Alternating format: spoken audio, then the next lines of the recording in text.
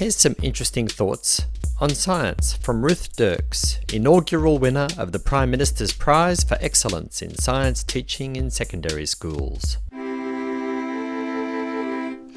Last time I talked about asking questions as part of the learning process.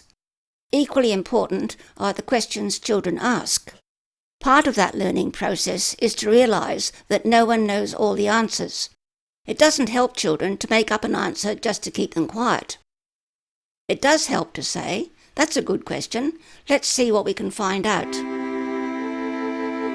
What if a child is having difficulty with learning a particular thing, such as maths? One common response is to say, "I understand your difficulty, I was never any good at maths." This gives the child temporary consolation, but also gives them an excuse to opt out, with long-term consequences. Instead, you could have a look at the problem. It may not be beyond you to help with it. If you can't help, admit that it's a very tricky problem and suggest that between you find someone who can help. Parents often ask if primary school children should be given homework. I think homework in primary school should not be a necessary part of the learning process. But I also think that working at home is a good way of establishing a routine ready for high school, even if that's just, say, 10 minutes set aside each day to do homework from the school, or to go over something recently learnt, or just read.